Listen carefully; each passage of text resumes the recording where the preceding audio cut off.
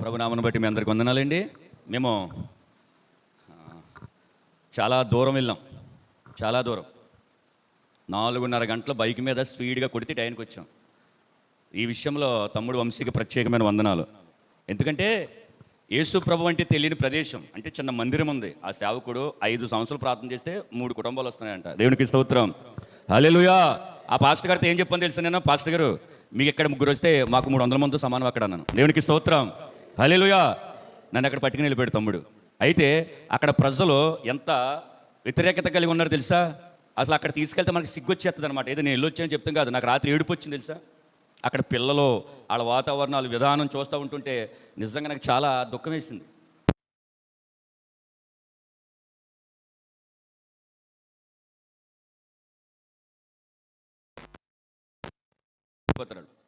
బయటికి రారు, వాళ్ళకి యేసుప్రభు అంటే తెలియదు, అసలు ఆ విధానమే తెలియదు. అందరూ మత్తుకుతో బానిసలైపోతూ ఉంటారు.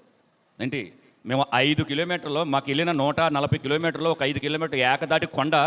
ఆ కొండ మొత్తం బండి నడిపించుకెళ్ళిపోయాను నేను తమ్ముడు. ఇప్పుడు కూడా నడుము లాగేస్తుంది. వచ్చేటప్పుడు కూడా అదే పరిస్థితి. నేను ఎందుకు చెప్తాను తెలుసా?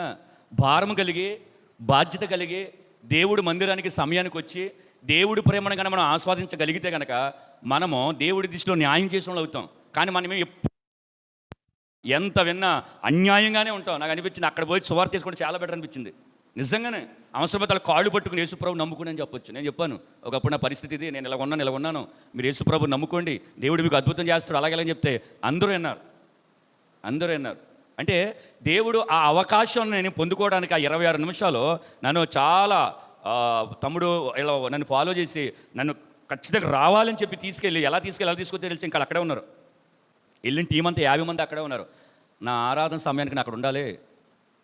నేను రాను పాస్టర్ గారు అంటే మీకు బ్రదర్ నుంచి పంపించేస్తానని చెప్పి నేను ఇక్కడ నుంచి ఇంచుమించు 140 కిలోమీటర్లు తీసుకెళ్ళి 140 కిలోమీటర్లు అటు ఇటు కూడా తమ్ముడే డ్రైవింగ్ చేసుకుని తీసుకొచ్చాను నన్ను. దేవుడికి స్తోత్రం. అంటే నేను అక్కడ ఉండిపోవచ్చు, అక్కడే ఉండిపోవచ్చు. పాస్టర్ గారు ఉండమన్నారు, పాస్టర్ గారు ఉన్నాడు అక్కడ వర్షిప్ చేసి వెళ్ళిపోదామన్నారు. కానీ నేను ప్రభువుని నమ్ముకున్న తర్వాత ఎప్పుడు ఆరాధన మానలా. 2011 నుంచి ఇప్పటి వరకు అసలు ఆరాధన మానలేదు.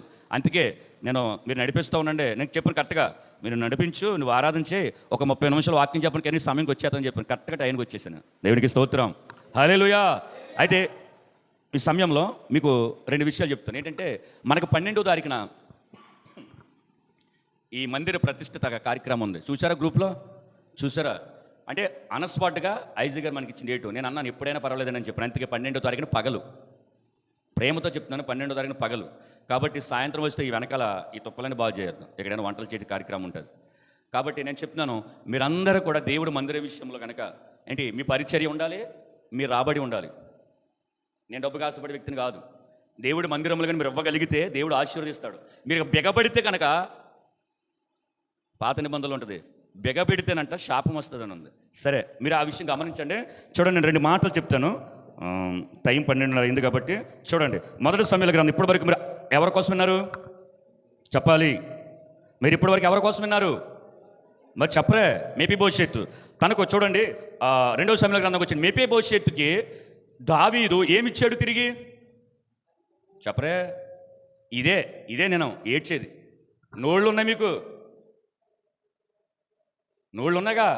నేను అంటాను, తెలిసి కనుక చెప్పకపోతే కనుక రేపొద్దున్న మనకు తెలియకుండా నేను నిత్య నరకాకులో పెద్ద కేకలేస్తామన్నమాట. ఇక్కడ నోరెప్పపోతే ఏమిచ్చాడు మీరు చెప్పరా? పూజ వినలేదా వాక్యం? ఏమిచ్చాడు దావీదు మెఫీబోషెత్కి? ఏమిచ్చాడు?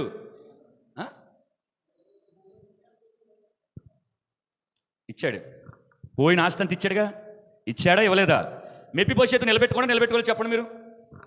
పోనీ తన కొడుకులకైనా నిలబెట్టుకున్నాడా? లేదు, మళ్ళీ పోయింది. అది చెప్పాక నేను చెప్తున్నాను. చూడండి 16వ అధ్యాయం, 2వ సమయాల గ్రంథం 16వ అధ్యాయం 4వ వచనం చదవండి.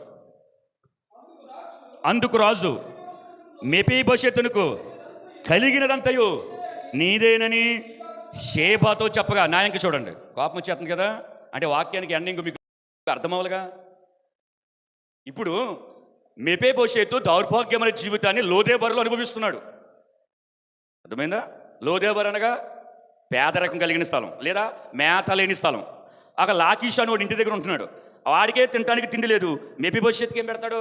అయినా కానీ తన యజమానుడు మిగిలి చేసి తింటున్నాడు. అటువంటి మెఫీబోషెత్కి దేవుడు కృపను అనుగ్రహించి దావీదును రేపితే దావీదు తీసుకొచ్చి తనకు ఇచ్చాడు, పోయిందంతా ఇచ్చాడు. కానీ చివరికి తను నిలబెట్టుకోలేకపోయాడు. ఒక చోట ఉంటుంది, నేను కుంటుకోలేను కదా, నేను రాలేను, వెళ్ళి అంటాడు. తర్వాత ఇక్కడ అంటాడు, ఇదిగో నీ రాజు అంటే మెఫీబోషెత్తుకి ఈ షేబా అనే వ్యక్తి దాసుడు, నీ యజమానుడు కుమారుడేడి అంటంట, నీ యజమానుడు కుమారుడేడి అని అడిగితే షేబా అంటాడు, చిత్తగించు, ఈవేళ ఇశ్రాయేలు రాజు తన తండ్రికి రాజ్యమును తిరిగి ఇప్పింతరనుకుని అతడు యెరూషలేములోనే నిలిచున్నాడంట. చూడండి, ఇచ్చిన దానితో సరిపెట్టుకోకుండా, అర్థమైందా మీకు? ఇచ్చిన దానితో సరిపెట్టుకోకుండా ఇంకేదైనా వస్తాదేమని అక్కడ నిల్చున్నాడంట. దావీదు అరణ్యంలో పారిపోతాడు, తోడుగా రాలేదు, అప్పగింతకు రాలేదు, వాగు దగ్గరికి రాలేదు.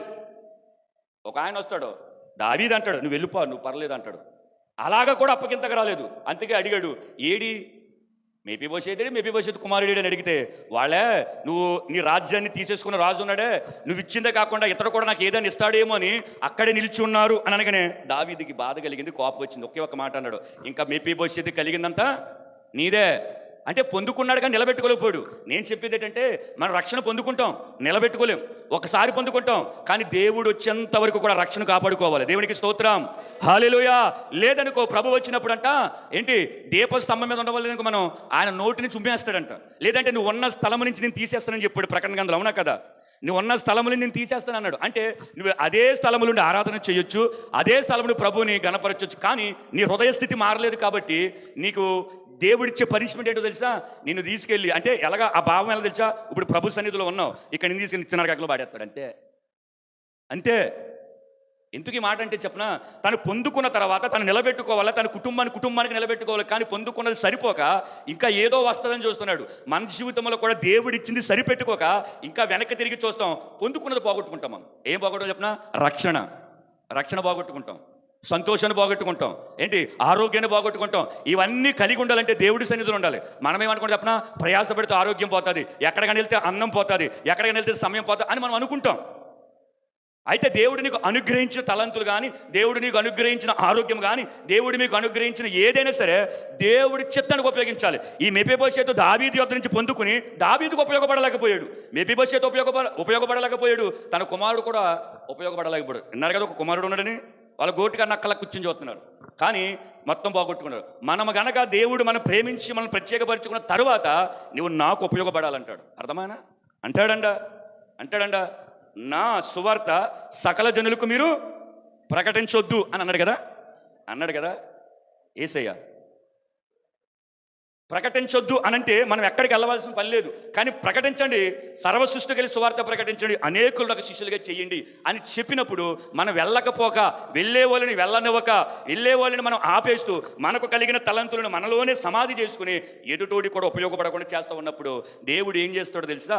దావీదు గారు అయితే అరణ్యంలో ఇదిగో వెళ్ళిపోయి నేను చెప్పు, మెఫీబోషెతు కలిగిందంతా నీదే అని చెప్పేశాడు.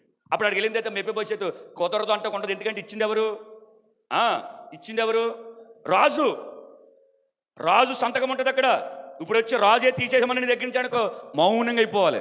రేపు అన్న రోజున రేపు తీర్పులోకి వెళ్ళిన తర్వాత అబ్బాయి నువ్వు ఆరాధన చేసావు, వాక్యం చెప్పావు, ప్రార్థన చేసావు, అన్నీ చేసావు, కానీ నువ్వు నిత్య నరకానికి వెళ్ళిపోవాలి అని అంటే, అయ్యో నేనెందుకు వెళ్తాను అని అంటే, నిన్ను పుట్టించినోడే వెళ్ళిపోమన్నాడు. అర్థమైంది మీకు? ఇప్పుడు నిన్ను కలుగు చేసినోడే, నీకు ఆరోగ్యం ఇచ్చినోడే, నీకు తలంతులు ఇచ్చినోడే, నిన్ను తన కొరకు రక్షించుకున్న యేసయ్య ఆయనే చెప్పాడు స్వయంగా. ఆయన తీసుకెళ్ళి అక్కడ పాడేంటని. పాడారా? ఇప్పుడు నేను వెళ్ళను అంటే కుదురుతుందా?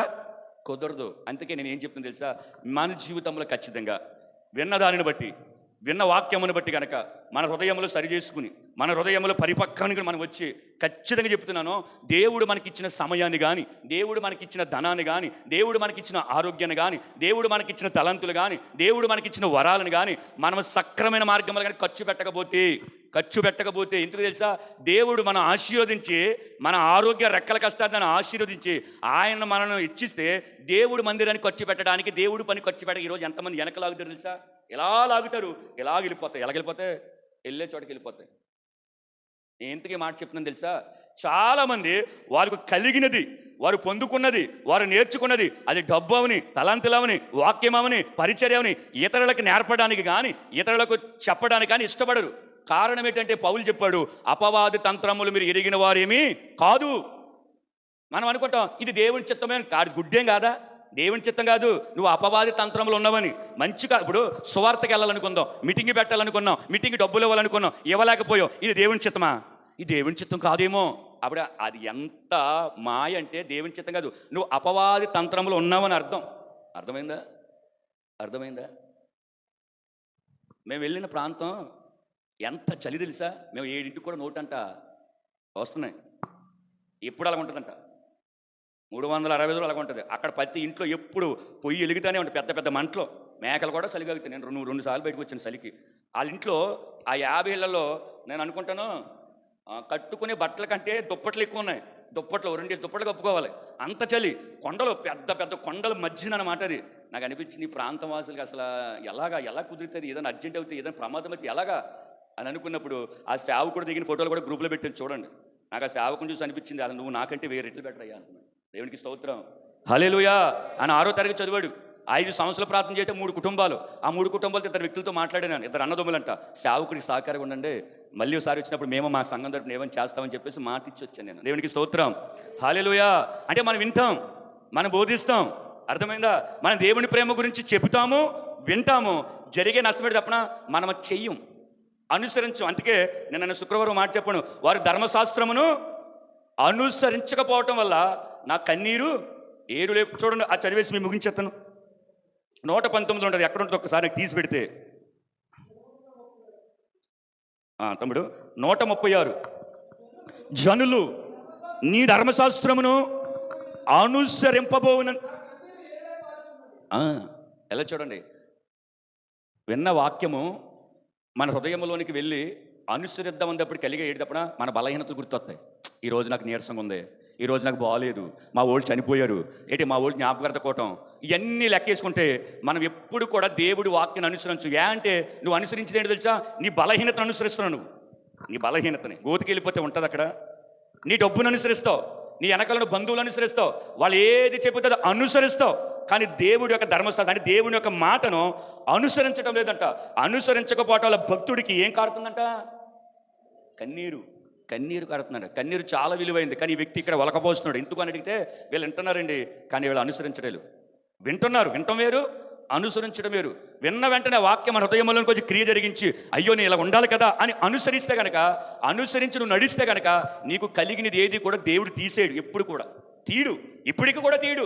దేవుడు ఎవరికైనా తలంతలిస్తే ఏం తీడు.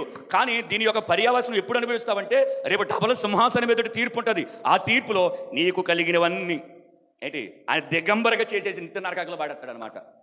ఎందుకంటే ఆయనకు అధికారం ఉంది. దావీదుకు అధికారం ఉంది. మేపేభవిష్యత్తుకు పోయిన ఆస్తిని తిరిగి ఇచ్చే అధికారం దావీదుకు ఉంది. అలాగే మనల్ని పుట్టించిన వాడికి ఒక అధికారం ఉంది. ఎలాగా? నిత్య నరకాగ్నికి పాడేస్తాడు మనల్ని. జీవమరణములు యెహోవా వశం. ఆయన పాతాళంలోనికి పంపించగలడు, రప్పించగలడని వాక్యం ఉంది. కానీ ఈ రెండిటిలో నడుమున నువ్వు నేను ఉన్నావు. ఇప్పుడు ఆయన పంపిస్తే నువ్వు వెళ్ళిపోయేలాగా ఉన్నావు అనుకో, అనుసరించలేదని అర్థం. ఆయన పంపించకుండా ఆయన దగ్గర పెట్టుకున్నానుకో, నువ్వు అనుసరించావని అర్థం. ఏది? నువ్వు విన్న వాక్యం ఏదైనా సరే అనుసరించాలి. అనుసరిస్తూ దేవుని యొక్క సేవకు, దేవుని యొక్క పనికి, దేవుని యొక్క చిత్తానికి మనం సహకారాలు ఉండాలి. నేను చెప్తాను, దేవుని కొరకు పని చేయాలనుకున్న వాళ్ళు ఎవరైనా సరే, దేవుని కొరకు నిలబడాలనుకున్న వాళ్ళు ఎవరైనా సరే, దేవుడి యొక్క ఔన్నత్యము నాలో ఇతరులకు కనపరచాలనుకున్న వాళ్ళు ఎవరైనా సరే అనుసరిస్తేనే.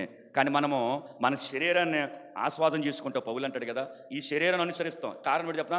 చేయి నొప్పి వస్తే వెళ్ళొద్దు మానే, కాలు నొప్పి వస్తే వెళ్ళొద్దు మానే, నడువు నొప్పి వస్తే వెళ్ళొద్దు మానే.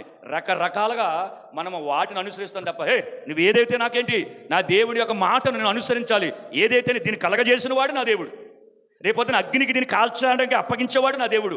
అలాంటప్పుడు నాలో ఉన్న దేవుడి ఆత్మను నేను ఎందుకు భంగపరుచుకోవాలని చెప్పేసి మనం ఏం చేయాలంటే అనుసరించాలి. అనుసరిస్తే రేపొద్దన్న నిత్య నరకాగ్ని తప్పించబడతాం. చూడండి, ఇక్కడ అనుసరించకపోవటం వల్ల భక్తుడు ఏడుస్తున్నాడు. నాకు చూడండి, అనుసరించకపోవటం వల్ల భక్తుడు ఏడుస్తున్నాడు. ఒకవేళ ఏడిస్తే ఏడ్చావులే, చెప్పితే చెప్పావులే, బోధిస్తే బోధిస్తావులే అని అనుకున్నాం అనుకో, ఇక్కడ ఇతడు ఏడ్చింది ప్రభు రాకడ వరకు ఏడుస్తాడేమో. కానీ ధర్మశాస్త్రం అనుసరించకపోవటం వల్ల, దేవుడి వాక్యాన్ని మనం అనుసరించకపోవటం వల్ల యుగ యుగాలు మనం అక్కడ ఏడుస్తాం. యుగ యుగాలు అక్కడ ఏడుస్తాం. మన కన్నీరు తుడవటానికి ఎవడు ఉండడు అక్కడ, ఎందుకంటే మన చుట్టూతో ఉన్న వాళ్ళంతా ఏడ్చే బ్యాచే. మన వాదార్చేవారు ఎవరు ఉండరు అక్కడ, ఎందుకంటే మన పక్కన వాళ్ళంతా బాధపడి బ్యాచే. ఎవడకాడే అయ్యో రే బాబులే నా బాబులేదు అంతగే ఉండదు అక్కడ. అంటే ఒక నిరీక్షణ స్థలానికి వెళ్ళిపోతాం. ఎందుకు వచ్చేసామంటే ఆయనకి ఇంటేసాడు ఇక్కడికి. అర్థమైందా? ఆయనకి ఇంటేసాడు. అపవాది ఎప్పుడు లాక్కెళ్ళడు తెలిసి మీకు? నిత్య నరకాగ్ని లాక్కెళ్ళడు. నిత్య నరకాగ్నికి వెళ్ళాలా పరలోకం వెళ్ళాలా డిసైడ్ చేసింది ప్రభువు. మనం అనుకుంటే నరకానికి లాక్కెళ్ళిపోతే ఆ లాక్కెళ్ళడు. నరకానికి వెళ్ళేంత క్రియలు మనలో జరిగిస్తాడు. అర్థమైందా? డబల సింహాసనం ఉంటుంది.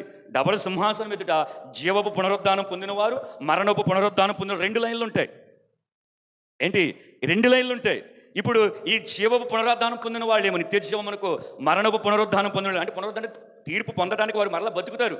వారు చేసిన క్రియలను బట్టి ప్రభువే వారికి తీర్పు తీరుతాడు. ఇప్పుడు నరకని పంపేది ఎవరు?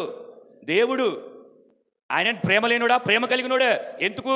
ఆయన బ్రతికినంత కాలం వాక్యాన్ని మనకిచ్చి, సేవకులకు మనకిచ్చి, వాక్య విరివిగా విత్తబడుతున్న సమయంలో యెహోవా దొరుకు కాలంలో వెతకడి అంటే వెతుకుతున్నా నటించాం మనం. వెతుకుతున్నా అనుసరించలేకపోయాం. అనుసరించకపోవటం వల్ల ప్రభు చెప్పింది చెప్పిన, నీవు వేషధారివి, పో నీ తండ్రికి నియమించి నిత్య నరకాగ్నికి వెళ్ళిపో అంటాడు. అనుసరించిన వాళ్ళు ఏమంటాడు చెప్పిన, నా తండ్రి చేత ఆశీర్వించబడిన వారులారా రండి, మీరు రక్షింపబడ్డ నాటి నుండి నేటి వరకు కూడా సాక్షులుగా బ్రతికారని చెప్పేసి ఆయన తీసుకెళ్ళిపోయి తండ్రి కుడిపార్శ్వం ముందు కూర్చోబెడతాడు. దేవునికి స్తోత్రం, హల్లెలూయా. కాబట్టి మీరు అందరికీ నేను ప్రేమతో చెప్తున్నాను, మనం అనుసరించే వారిగా ఉండాలి. ఈ మెఫీబోషెతు అనుసరించలేదు దావీదుని. పొందుకున్న తర్వాత రాజ్యంలో నిలిచిపోయాడు. పోయింది, మళ్ళీ ఆస్తి అంతా పోయింది. పోయిందా పోలేదా? పోయింది. ఏదైతే పొందుకున్నాడో, ఎంత ఆనందమైతే కలిగిందో, ఎంత సంతోషమైతే కలిగిందో అదంతా కూడా ఒకే ఒక్క మాటతో ఎలాగైతే పొందుకున్నాడో అలాగే పోయింది. అనుసరించలేదు. అడిగాడు, ఏడి మెఫీబోషెతేడి, నీ యజమాని కొడుకేడి అంటే, వాళ్ళ దాసుడు వచ్చాడు కానీ ఇతడు రాలా. అందుకే తను కలిగిందంత నీదే పోయి తీసుకో అన్నాడు. అంతే, నమస్కరించేసాడు, వెళ్ళిపోయాడు. తీసేసుకుని ఉంటాడు. మనము కూడా అలాగ లేకపోతే కనుక మనకి జీవాన్నిచ్చి, ఆయుష్నిచ్చి, ఆరోగ్యాన్నిచ్చి, కుటుంబాన్నిచ్చి, తల్లిదండ్రులనిచ్చి, అన్నదమ్ములనిచ్చి, అక్కజెల్లెలిచ్చి, వారిని ప్రేమించడానికి ప్రాణములో ఆయుష్నిచ్చి, ఇవన్నీ చేసినప్పుడు మనం అనుసరించక వ్యర్థమైన వాటి వైపు మన మనసును తిప్పేసుకుని ఏదో బతికేస్తాం. ఆయన వచ్చేసాడు, వెళ్ళిపోయాం, తీర్పు నిలబడ్డాం. అప్పుడు మన పరిస్థితి ఏంటి చెప్పండి? ఇక్కడ ఉన్న వాళ్ళందరూ కూడా నాతో సహా ఇప్పటికిప్పుడు చచ్చిపోతే ప్రభు దగ్గర నిలబడితే రేపొద్దున తీర్పులో ఏంటి పరిస్థితి? ఒకసారి గుండెల మీద చేసుకోండి. నేను అనుసరిస్తున్నాను, గుండెల మీద చేసుకోండి. అనుసరించడం అంటే ప్రతికూల సమయంలో, అనుకూల సమయంలో కూడా వెంబడించాలి, అంతే కదా? తిమోతితో పౌలు ఏమంటాడు? తిమోతి, నీకు వీలు కుదిరినప్పుడే సువార్త ప్రకటించు, ఏం ఇబ్బంది పడొద్దు అన్నాడా? నీకు ఎప్పుడైతే అవకాశం అయితే అప్పుడే ప్రకటించు. నువ్వు కొండల్లో లోయలు వెళ్ళిపోక శీతాకాలంలో గడ్డగట్టిపోయే పరిస్థితులు ఉంటాయి. కాబట్టి నువ్వు చక్కగా ద్రాక్షారసం తాగేసి శుభ్రంగా పడుకో. ఎవడని దగ్గరికి వస్తే చెప్పన్నాడా? చెప్పొద్దు అన్నాడు. చెప్పండి. సమయమందు అసమయమందు వీటిని బోధించే విషయంలో తప్పిపోకు అన్నాడా లేదా? మరి తిమోతికి చెప్పాడండి, మనకు కాదు అని అంటే కనుక రాంగ్. అది తిమోతికి చెప్పాడు కాదంటే చెప్పింది పౌలు కాదు, పరిశుద్ధాత్మ దేవుడు అక్కడ వ్యక్తులు నిలబెట్టాడు. ఇప్పుడు పరిశుద్ధాత్మ దేవుడు మనకు చెప్తున్నాడు, మనకు బోధిస్తున్నాడు. ఎప్పుడు? సమయమందు అసమయమందు. సమయం చాలా విలువైన దేవుడి సన్నిధిలో. నేను ఖర్చు పెట్టే విషయంలో చాలా చక్కగా ఖర్చు పెట్టాలి సమయాన్ని. మీరు ఖర్చు పెట్టే విషయం చాలా చక్కగా ఖర్చు పెట్టాలి. ఎలాగా? బోధించే నేను మీకు అర్థమయ్యేలాగా, దేవుడి యొక్క చిత్తము తెలియచేసేలాగా నేను ఉండాలి పరిశుద్ధాత్మ స్వాధీనంలో. వింటున్న మీరు కూడా పరిశుద్ధాత్మ స్వాధీనంలో వినాలి, అంతేగాని ఫోన్ తీసుకుని మీరు కదలే. చాలా చోట్ల జరుగుతుంది. లేకపోతేనేమో ఏదేదో జరుగుతూ ఉంటుంటే జరిగే నష్టమేంటో తెలుసా? జరిగే నష్టమేంటో తప్ప అక్కడే పొంచి ఉంటాడు. అక్కడే పొంచి ఉంటాడు. అవసరాన్ని బట్టి కాకుండా అనవసరం విషయాలు కూడా దేవుడి చిత్తాన్ని చాలామంది గ్రహిస్తలేదు. ఏమని అడిగితే అంటారు, ఇంకా ఇదేగా మనకి ప్రధానమైన శత్రువేది. చూడండి, భారం అంటే బాధ్యత అంటే, రాత్రి నేను అక్కడ పడుకున్నా కదా, టైం ఉంది, ఇంకో 5 నిమిషాలు ముగించేస్తాను. రాత్రి అక్కడ పడుకున్నప్పుడు విపరీతమైన చలి కదా, అప్పుడు నాకు కూడా ఆనందం తమ్ముడు ఉన్నాడు కదా, వస్తాడు, లైవ్ ఇస్తాడు. తమ్ముడు పాప 2 రోజులు బట్టి నిద్రలో చాలా ఇబ్బంది పడిపోతాడు. నేను కొన్ని మాటలు చెప్దాం ఉన్నప్పటికీ పాప పడిపోతున్నాడు. నేను అన్నాను, తమ్ముడు ఒక రోజు నిద్ర లేకపోతే మనకి ఏముంటుంది, తెల్లవారు ప్రార్థన చేసేద్దామన్నాను. అలాగని అంటున్నాడు. పాపం ఎందుకంటే 2 రోజులు పనికి వెళ్ళొచ్చి చాలా అసలు నన్ను ఏ పని చేయలేదు తమ్ముడు. వాళ్ళే మొత్తం పని చేయరు, కుండలు కడటం, అవి కడతాం, అన్నం వండుతాం, అవి వండుతాం. బండి మీద చక్కగా వెళ్ళి కొత్త బట్టలు వేసుకొచ్చేసాను అనమాట. అంటే పాస్ట్ని ఎలా తీసుకొచ్చేసాను నేను. దేవునికి స్తోత్రం, హల్లెలూయా. మమ్మల్ని ఒక ఇల్లంతా ఖాళీ చేసి మమ్మల్ని చిన్న గదిలోకి వెళ్ళిపోయి మాకు మంచి ఇల్లు ఇచ్చారు. చక్కగా మిద్దె గట్ట అంతా బాగుంది. అలా కూర్చున్నాం. అయితే తమ్ముడు పాపం కథ ఇలా కునిపడి పడుతుంది. తమ్ముడు నీకు విషయం చెప్తాను, మనం ఇక్కడికి ఎంత చలికి తట్టుకోలేకపోతున్నాం కదా, వీళ్ళు ఉంటున్నారో మనం బయటికి వెళ్తేనే గసగసలు ఆడిపోతున్నాయి. బైబిలు చదువుకొని పెట్టుకుంటే బైబిల్ ఇంట్లో బైబిలు లోపల ఉన్న నాకు బైబిలు చల్లబడిపోయింది. చల్లబడిపోయింది. నేను బయటకు వచ్చిన కొండలన్నీ మంచుతో కప్పేసి అది 360 లాగా ఉంటుందంట అది. అంత ఆ ప్రదేశం అది. అయితే నేను తమ్ముడు ఒక వ్యక్తి గురించి చెప్తున్నాను చెప్పని అన్నాడు. రాబర్ట్ ఫిలిప్ బ్రౌన్, మీరు అన్నారా? రాబర్ట్ ఫిలిప్ బ్రౌన్ ఆయన ఒక మిషనరీకి వెళ్తూ ఏంటి ఆస్ట్రేలియా నుండి ఆఫ్రికా దేశానికి మధ్యలో ఆయన ఒక దీవులు ఉంటాయి, చాలా దీవులు ఉంటాయి. అందులో ఒక దీవి ఎన్నుకుని గాస్పల్కి వెళ్తాను అన్నాడు. మిషనరీకి వెళ్ళాడు, మిషనరీ దగ్గరికి వెళ్ళాడు. జాగ్రత్తగా వినండి. అయితే అప్పటికి మిషనరీలు అన్నారు, అరే బాబు ఇప్పటికే 22 మందిని తినేస్తారు. ఏంటంటే 22 మందిని తినేశారు ఆ దీవుళ్ళు. ఇప్పుడు నువ్వు వెళ్ళావనుకో నిన్ను కూడా తినేస్తాడు. కాబట్టి వద్దులే ఇంకో దీవికి వెళ్ళి అన్నారు. లేదు ఆ దీవికే వెళ్తాను. ఎవరో రాబర్ట్ ఫిలిప్ బ్రౌన్. అంటే అనుసరిస్తే ఎలా ఉంటుందంటే దేవుడి ప్రేమనే తన ప్రాణాన్ని కూడా ఏమాత్రం కూడా లెక్క చేయరండి. అప్పటికే 22 మంది చచ్చిపోయారు. 23వ వ్యక్తి మిషనరీ సంస్థ అంటుంది నువ్వు కూడా చచ్చిపోతావని. అప్పుడు వ్యక్తి అని వెళ్తా బ్రతకడానికి వెళ్తాను అక్కడికి. నేను అర్థమైందా? నేను బ్రతకడానికి వెళ్ళటం లేదు, నా కోసం ప్రార్థన చేయండి. నేను ఆ దీవిలో అడుగుపెట్టి 3 గంటలు బ్రతికితే చాలు. ఏంటంటే 6 గంటలు మొత్తం మీద నేను బ్రతికితే చాలు. కొన్ని 6 గంటలు అనుకోండి, ఒక్క 6 గంటలు బ్రతికితే చాలు. నేను ఆ గడ్డ మీదకి వెళ్ళి ఆ దీవిలోకి వెళ్ళి మోకరించి ప్రభుకి అప్పగిస్తాను. ఈ లోపల నన్ను పట్టేసుకుంటారు, తినేస్తారు, అది నాకు తెలిసిందే. కాబట్టి నా కోసం ప్రార్థన చేయండి అని చెప్పి మిషనరీ దగ్గర నుంచి పర్మిషన్ తీసుకుని అతి క్లిష్టమైన పరిస్థితుల్లో రాత్రికాల సమయంలో ఒక చిన్న పడవని తీసుకుని ఆ ఆఫ్రికా నది మీద నుంచి ఆ దీవులకు వెళ్ళడానికి సాహసం చేశాడు. రాత్రుల్లో ప్రయాణం చాలా కష్టం, ఎందుకంటే తెల్లారితల కనబడిపోతారు. కాబట్టి నైట్ ఆ దీవులకు అడుగుపెట్టి మోకరించి ప్రార్థన చేయాలి. అది ఆ మిషనరీ యొక్క తృష్ణ. వెళ్ళిపోయాడు, చాలా క్లిష్టమైన పరిస్థితుల్లో దీవులోకి వెళ్ళిపోయాడు. ఆ దీవులోకి అడుగు పెట్టేశాడు. దేవుడు మహాకృపను బట్టి 36 గంటలు బ్రతికాడు. దేవునికి స్తోత్రం. 36 గంటలు బ్రతికాడు. 36 గంటలు చేసిన పని ఏంటి తెలుసా? 3 గంటలు పడుకున్నాడు. 3 గంటలు. ఇది చెప్తున్నాను మనోడికి, నేను ఆనందకి. తర్వాత ఏం చెప్పాడో చెప్తాను. 3 గంటలు పడుకున్నాడు. అందులోనే కాలకుట్టలు తీసుకుని ఎన్ని గంటలు ప్రార్థన చేశాడు? 33 గంటలు చేశాడు. ఏడుస్తున్నాడు, ప్రభువా ఈ దీవి నీకు సొంతమైపోవాలి. ఈ దీవి చూడలేదు ఇంతగా దీవి ప్రజల్ని ప్రార్థన చేస్తారు. ఈ దీవి నీకు సొంతమైపోవాలి. ఈ దీవులో ప్రజలు నిన్ను అనుసరించాలి. ఈ దీవులో ప్రజలు రక్షణ పొందాలి. నీ రక్తము చేత కప్పబడు అయ్యా, నువ్వు దర్శించని ఆయన ఏడుస్తూ ప్రార్థన చేస్తూ ఉంటే దీవులకి దొరికేశాడు. దొరికేస్తే పట్టేసుకుని రెక్కలు వెనక కట్టేసి వాళ్ళ జాతి మనిషి దగ్గర తీసుకెళ్ళి వాళ్ళు ఇంకా కొద్ది క్షణాల్లో చంపుకి తినేస్తారు. కాబట్టి ఆ చంపుకి తినేసి ముందు ఆ డంకాలు మోయించి ఆ పెద్ద సౌండ్లు చేసుకుని వాళ్ళ భాషలో పాటలు పాడుతూ ఉంటారు. ఎందుకంటే ఆ అడవి జాతి ఆ నరమాంస భక్షులకి ఈయన బిర్యానీ, అంతేనా? బిర్యానీ ఆ రోజు మంచి భోజనం. కాబట్టి వాళ్ళు ఏదేదో భాషలో పాటలు పాడుతానికి ఈయనకి అర్థమాక ఈయన కూడా అల్లెలు స్తుతి మహిమను పాట పాడుతున్నాడు. ఆ పాట కాదు, దేవుడిని స్తుతిస్తున్నాడు. వీళ్ళకి అర్థమవుతలేదు. ఇదేంటి ఈడి కదా మనకు బిర్యానీ, ఈడి పాటలు పాడుతున్నాడు ఏంటి? వాళ్ళకి అర్థమవ్వలేదు. ఆ పక్కోడు ఆపరన్నాడు, అర్థమవ్వలేదు. మరి వాళ్ళ భాష అర్థమవుతుందిగా. అయినా కానీ ఏదో పాడేస్తూ ఉంటుంటే ఇంకా ఆ వ్యక్తికి తట్టుకోలేక నాలుగు బయటికి లాగేసి కసక్కని కొరికేసి తినేశాడు. కప నవ్వులేసి మింగేశాడు. అయినా కానీ నాలుగు కట్ అయిపోయిన తర్వాత మిషనరీ ఇంకా ఆ నాలుగు బెదని పాట పాడుతున్నాడు. ఈ పక్కోడు ఆ మొక్కం మీద పడి రక్తం అంతా నాకేశాడు. అంటే మనుషులు చూడు ఎంత క్రూరంగా ఉన్నారు. జరిగింది ఏంటో తెలుసా? కొన్ని రోజులకి ఆ మిషనరీ చనిపోయాడు, కానీ కొన్ని రోజులకి ఆ దీవంతా కూడా యేసుప్రభు సొంత రక్షకుడిగా అంగీకరించారు. దేవునికి స్తోత్రం, హల్లెలూయా.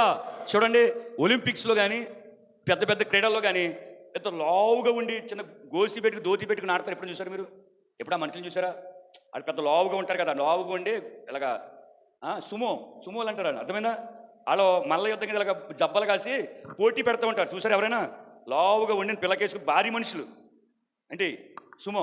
ఆ దీవికి సంబంధించిన వాళ్ళు, సుమో దీవికి సంబంధించిన వాళ్ళే మొత్తం యేసు ప్రభుని అంగీకరించి సొంత రక్షకుడు అంగీకరించి వారు మొత్తం విడిచిపెట్టి యేసు క్రీస్తును అనుసరించడం మొదలు పెడితే ప్రపంచానికి దేవుడు వారిని పరిచయం చేశాడు. వాళ్ళొక క్రీడ ఉంది, వాళ్ళకి తెలుసు, వాళ్ళకు ఒక ఆట ఉంది. సుమో దీవికి సంబంధించిన అనమాట. ఆయన వెళ్ళింది అది. దేవునికి స్తోత్రం, హల్లెలూయా. మిషనరీ ప్రాణం పెట్టాడు. మిషనరీలు అందరూ చచ్చిపోరండి. తమ్ముడితో వచ్చినప్పుడు చెప్పాను, తమ్ముడు మిషనరీలు సేవ చేసేటప్పుడు చావటానికి వచ్చారు తప్ప తిరిగి వెళ్ళటానికి రాలా. ఈ మట్టిలోనే కలిసిపోయారు. ఈ మట్టిలోనే మనం 140 కిలోమీటర్లు వచ్చి రావడానికి ఎంత వేదన పడిపోతున్నాం. కొండెక్కలేకపోతున్నాం, దిగలేకపోతున్నాం. వాళ్ళకి రోడ్డు లేవు, ఏమీ లేవు. అయినా కానీ వారు కాలినడకని వెళ్ళి మళ్ళీ తిరిగి వస్తామనే ఒక ఆలోచన కూడా లేకుండా ఉన్నారు. ఇది చెప్పిన తర్వాత తమ్ముడు ఆనంద్ అన్నాడు, అన్నీ నాకు నిద్ర అంత ఎగిరిపోందని.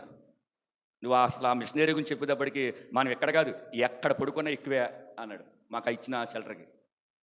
అర్థమైందా? అందుకే అనుసరిస్తే మెఫీబోషెతుకి ఎలాగైతే చూడు, రాజు పిలవగానే రాజు మాట అనుసరించి వచ్చాడు, తనకు దక్కవలసినే దక్కిని. రాజు వెళ్ళిపోతున్నప్పుడు వెనకాల వెళ్ళలేదు, తనకు మళ్ళీ ఏదైతే పొందుకోవడం పోనీ అనుసరించకపోవటం వల్ల, అంటే అనుసరించుకోపోవటం వల్ల షేబా అనే వ్యక్తుడు అనుసరించాడు, దావీదుని పొందుకున్నాడు. అందుకే మనం కూడా కనుక వాక్యమిని వాక్యానుసారంగా మనం అనుసరించగలిగితే ఇది భౌతిక సంబంధమైన ఆశీర్వాదమే, భౌతిక సంబంధమైన ధనమే. ఇది ఒకటి తర్వాత ఒకటి అప్డేట్ అవుతూ ఉంటుంది. కానీ మనం కనుక ప్రభువుని వెంబడిస్తే ఎన్నడూ మన యొద్ద నుంచి తీయలేనిది నిత్య జీవం. దేవునికి స్తోత్రం. తరతరాలు యుగయుగాలు ఎవరు మన యొద్ద నుంచి తీసివేయలేరు. అటువంటి నిత్య జీవము కలిగిన ఆశీర్వాదం సదాకాలం మనకిస్తాడు. ఆయన వాక్యాన్ని మనం అనుసరిస్తే. దేవుడి ఈ మాటలు దీవించిన గాక. మోకరించండి.